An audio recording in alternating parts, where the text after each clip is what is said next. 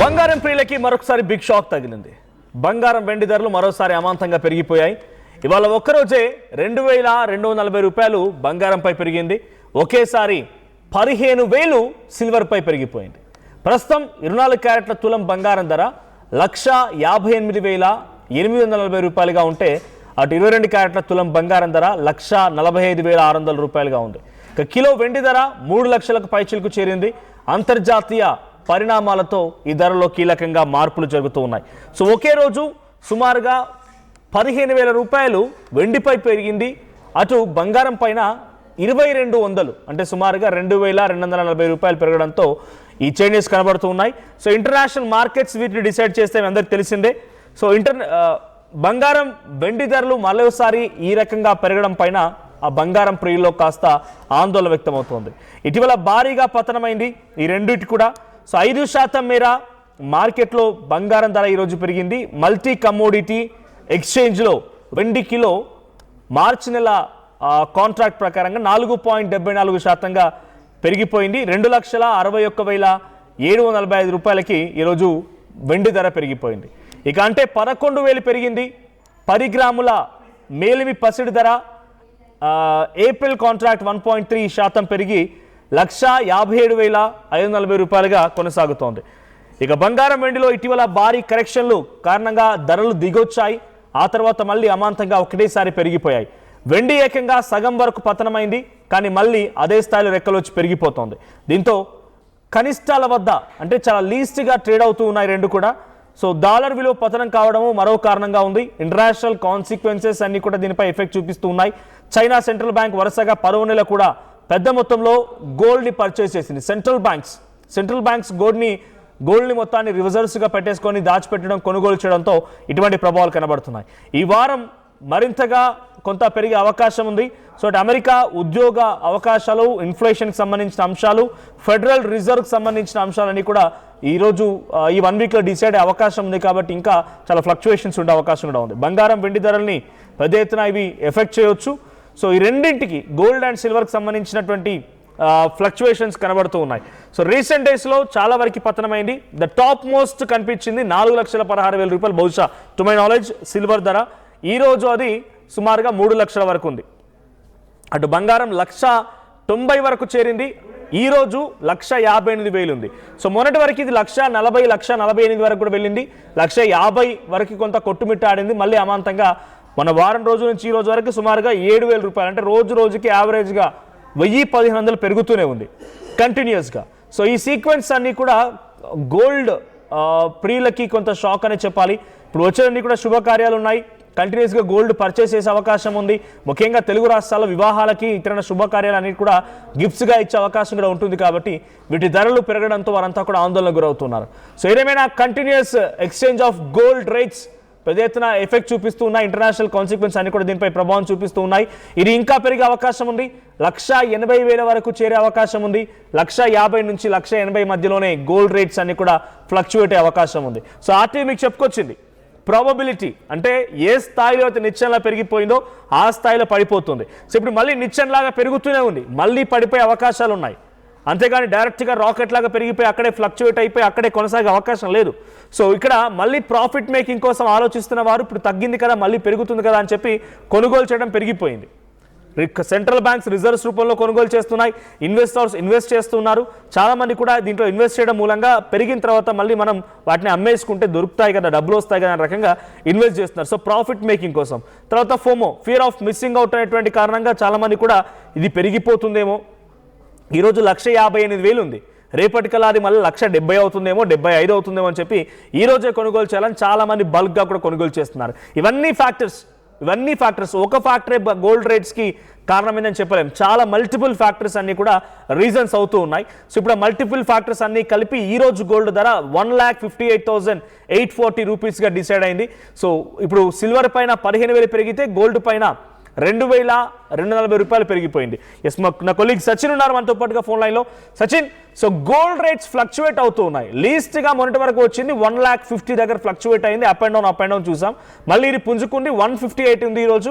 అటు సిల్వర్ ఏకంగా 4 lakhs పైబడి అయింది. అది కాస్త డౌన్ అయిపోయి ఈరోజు 3 lakhs వరకు వచ్చింది. మొన్న మధ్య 250, 240 వరకు పెరిగింది. సో మళ్ళీ ఇది ప్రాబబిలిటీ ప్రకారంగా మళ్ళీ రాకెట్ లాగా పెరుగుతూనే ఉంది. అంటే అప్ అండ్ డౌన్స్ ఏమీ లేవు, కంటిన్యూస్గా పెరుగుతూనే ఉంది. So there is a probability that డైరెక్ట్గా రాకెట్ లాగా పెరిగిన రేట్స్ అన్ని కూడా మళ్ళీ అదే స్థాయిలో పడిపోయే అవకాశం ఉందని అంటున్నారు. ఇది ఎక్కడి వరకు వెళ్ళొచ్చు, ఎక్కడి వరకు టాప్ రేట్ రీచ్ అయ్యే అవకాశం ఉంది? If at all we want suggest consumers ఎవరికైనా సజెస్ట్ చేయాలనుకుంటే, is this the right time to purchase gold? Market ప్రస్తుతం ఒక అస్థిరత అనేది కనిపిస్తోంది కాబట్టి కొంచెం వేచి చూడడం బెటర్. ఎందుకు నేను ఈ మాట అంటున్నానంటే, let me clear one thing. ఎందుకంటే ఫిబ్రవరి 2వ తారీఖున ఇదే బంగారం నేను 3% జిఎస్టీని మినహాయించి నేను చెప్పే ప్రయత్నం చేస్తున్నాను. 3% జిఎస్టీ మినహాయిస్తే కనుక ఇంకొంచెం ఎక్కువ ఉంటుంది. మీరు అన్నట్టుగా ఈరోజు 1,55,593 రూపాయలు ఒకవేళ 3% జిఎస్టీ మినహాయిస్తే కనుక, అండ్ మీరు కలుపుకుంటే కనుక 1,58,000 చిల్లర పైచిలుకుంటుంది. సో నేను ఇక్కడ 3% జిఎస్టీ మినహాయించి అండ్ ఇండియన్ బులియన్ మార్కెట్ ఉంటుంది, అది చెప్పే లెక్కల ప్రకారం చెప్పే ప్రయత్నం చేస్తున్నాను. సో ఈ రోజు 1,55,593గా ఉంది అంటే కనుక ఇది దాదాపుగా 4వ తారీఖుని చూసుకుంటే మనోజ్ 1,58,000 పై చిలుకుంది. అంటే ఈ ఫ్లక్చువేషన్ గురించి మాట్లాడుకున్నప్పుడు ఎగ్జాక్ట్గా జనవరి 30న 1,60,000 పై చిలుకు వెళ్ళిపోయింది. అంతకన్నా ముందు 1,76,000కి వెళ్ళింది. అంతకన్నా ముందు కొంచెం మళ్ళీ తగ్గింది. అంటే మార్కెట్ ఫ్లక్చువేషన్ లో ఉంది. ఈ ఫ్లక్చువేషన్ ఉన్నప్పుడు కాస్త ఎక్కడో చోట స్టేబుల్ అయ్యే అవకాశం ఉంటుంది. అంటే ప్రస్తుతం ఒక్కసారి నేను ఆ సీక్వెన్స్ చెప్పే ప్రయత్నం చేస్తున్నాను. ఎందుకంటే కమ్సే అంటే తక్కువ కనీసం ఒక 2 వారాలు వెనక్కి వెళ్ళే ప్రయత్నం చేద్దాం. వెళ్ళినప్పుడు 27 జనవరి 1,59, అంటే ఆ తర్వాత 1,63, 1,76, 1,68, ఆ తర్వాత మళ్ళీ 1,53కి పడింది, 1,42కి పడింది, మళ్ళీ అక్కడ పుంజుకుని 1,50కి వెళ్ళింది, 1,58కి వెళ్ళింది, 1,53కి వెళ్ళింది, అంటే మళ్ళీ పడింది, మళ్ళీ ఆ తర్వాత 1,51కి పడింది. ఈ రోజు మళ్ళీ పుంజుకుంది. బహుశా రేపు మాపు మళ్ళీ తగ్గినా పెద్దగా ఆశ్చర్యపడాల్సిన అవసరం లేదు. అలా అని చెప్పి ఇప్పటికిప్పుడు హడావుడి పడిపోయి మనం మళ్ళీ అమ్మేసుకున్నాం అంటే కనుక you have to wait and see. Because ఈ రోజు పెరగకపోవచ్చు కానీ భవిష్యత్తులో గోల్డ్ ఎప్పుడు పెరిగే అవకాశం ఉంటుంది.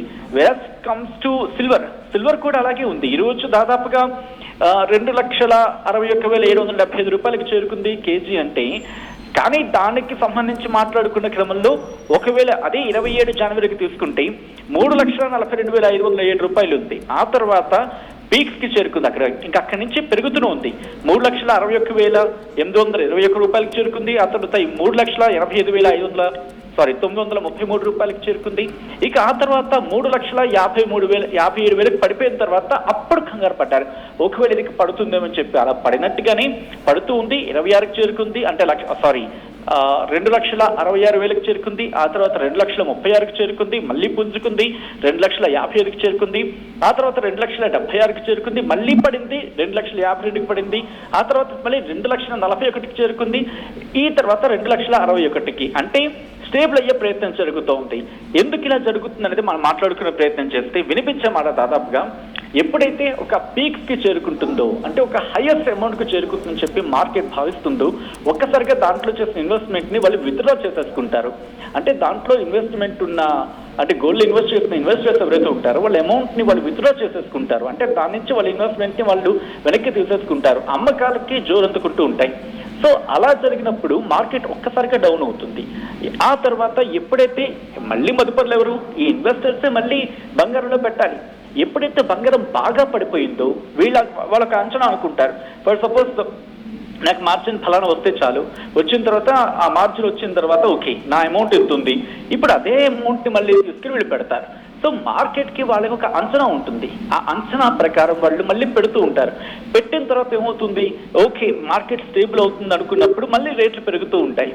సో అప్పుడు కొత్తగా వచ్చే ఇన్వెస్టర్స్ కాస్త ఆలోచించే ప్రయత్నం చేస్తారు. మళ్ళీ ఇదేమవుతుంది, ఒక స్టెబిలిటీకి వచ్చేంత వరకు కూడా, అంటే ఇన్వెస్టర్స్ డబ్బులు తీయడం, మళ్ళీ పెట్టడం, మళ్ళీ తీయడం, మళ్ళీ పెట్టడం, ఇది జరిగే అవకాశం ఉంటుంది. కాబట్టి ఇప్పుడు మార్కెట్ ఒక వాట్ షుడ్ ఐ సే, ఒక స్టెబిలిటీకి వచ్చేంత వరకు కూడా ఫ్లక్చువేషన్స్ కనిపిస్తాయి. బహుశా ఈ ఆటుపోట్లుగా మాట్లాడుకుంటే కనుక Sachin, as of now there is a hike. చాలా డిఫరెన్స్ ఉంది. లాస్ట్ 1 వీక్ నుంచి ఇప్పుడు చాలా డిఫరెన్స్ ఉంది. చాలా మేజర్ గా పెరుగుతుంది ప్రతిరోజు. అది అప్ స్కేల్ ఉంది కానీ ఎక్కడ కూడా ఫ్లక్చువేట్ అయినట్టుగా లేదు. సో కరెక్షన్ ఉంది మనోజ్. అంటే ఫిబ్రవరి 4వ తారీఖున ఇదే బంగారం 1,58,000, అంటే బహుశా 1,60,000 పైచలు కనుక్కోవచ్చు మనం. ఆ తర్వాత మళ్ళీ 53కి పడింది, 51కి పడింది, ఆ తర్వాత ఈ రోజు మళ్ళీ పెరిగింది. కాబట్టి ఈ అప్స్ అండ్ డౌన్స్ అనేవి మనం చూస్తూ ఉంటాం. ఎప్పుడైతే ఒక్కసారిగా మార్కెట్ బాగా పైకి ఎగబాకినా లేకపోతే కిందకి పడిపోయినా మార్కెట్ అనేది ఒక స్టెబిలైజ్డ్ గా రావడానికి కొంత టైం తీసుకుంటుంది. వచ్చిన తర్వాత అది సస్టైన్ అవుతూ ఉంటుంది. అప్పుడు పెరుగుతున్న క్రమం బట్టి ఓకే మనం ఇన్వెస్ట్ చేయాలా లేకపోతే విత్డ్రా చేసుకోవాలి అనేది మనకు అర్థమైపోతుంది. అంటే ఇన్వెస్టర్స్ గా అంటే రెగ్యులర్ గా ఫాలో అయ్యే వాళ్ళకి అర్థమైపోతుంది. సో ఎప్పుడైతే ఒక స్టెబిలిటీ వస్తుందో ఆ తర్వాత దాన్ని ఊహించుకొని చేసుకోవచ్చు. బట్ యాజ్ ఆఫ్ నౌ ఉన్న సిచ్యువేషన్ లో మాత్రం ఒకవేళ ఎవరైనా కొనాలనుకుంటే బహుశా 1-2 రోజులు వేచి చూడడం మంచిది. ఎందుకంటే గత వారం రోజులుగా మనం సినారియో చూసినప్పుడు కాస్త పడుతూ లేస్తోంది అండ్ పడితే మాత్రం గట్టిగానే పడుతోంది. ఏకంగా 7,000 రూపాయలు 7,000 పైచీలకు పడుతోంది. పెరిగినా కూడా అలాగే అలాగే పెరుగుతోంది. ఒక 4-5 వేల చిల్లర పెరుగుతున్న సందర్భం 99.9 గోల్డ్ కి సంబంధించి మాట్లాడుకున్న క్రమంలో. సో కాబట్టి ఫ్లక్చువేషన్ కొనసాగుతోంది. రిమెంబర్ ఇది పెరగడానికి కారణం ఏంటంటే ఈ రీసెంట్ గా జరుగుతున్న పరిణామాలు కూడా.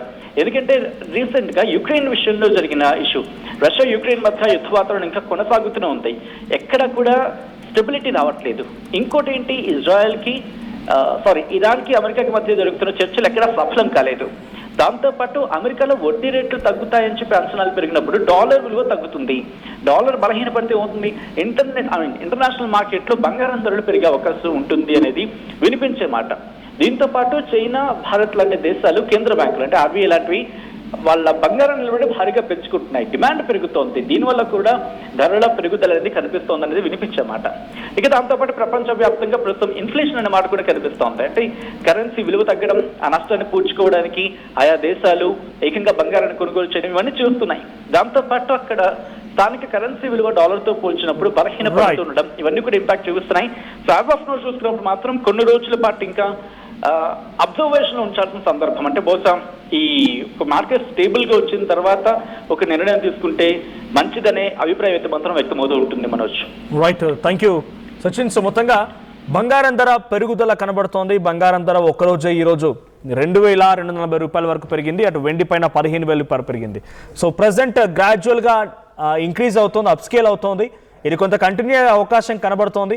సో శుభకార్యాలకి లేకపోతే ఇతరత్ర గిఫ్ట్స్ కోసం ఇచ్చేటువంటి వారు ఏవైతే కొనుగోలు చేయాలనుకుంటున్నారో మేబీ ఇది ఇంకా పెరిగే అవకాశం ఉంది. కాబట్టి కొంత మీరు ఆలోచించి అడుగు వేయండి. At the same time international consequences gold రేట్స్ని డిసైడ్ చేస్తా. ఇంటర్నేషనల్ లెవెల్లో కొన్ని కాన్సిక్వెన్సెస్ డిఫికల్టీస్ని లేకుంటే కోల్డ్ వార్ సిచ్యువేషన్స్ని రకరకాలుగా జరుగుతూ ఉన్నాయి. కాబట్టి ఈ గోల్డ్ రేట్స్ అన్ని వాళ్ళ అయిపోతున్న పరిస్థితి. సో డాలర్ రేట్ కూడా పతనమైపోవడం కూడా దీనికి ప్రభావం చూపిస్తోంది. సో రీసెంట్ డేస్లో ఇంకొన్ని డెసిషన్స్ కూడా తీసుకోబోతోంది అమెరికా. సో అవి కూడా ఇప్పుడు దీనిపై ప్రభావం చూపించే అవకాశం ఉంది. సో చూద్దాం మరి ఎటువంటి విధంగా గోల్డ్ రేట్స్ పెరుగుతాయనేది. సో మీకు గుర్తుంటే కనుక మీరు కొనుగోలు చేసినప్పుడు గోల్డ్ రేట్ ఎంత ఉండేది, ఈ రోజు వరకు ఎంత చేంజ్ అయింది, ఈ డ్రాస్టికల్ చేంజ్ పైన మీరేమనుకుంటున్నారో కామెంట్ చేయండి. Local to global news at your finger tips. మీ చేతిలో ఒక ఆయుధం.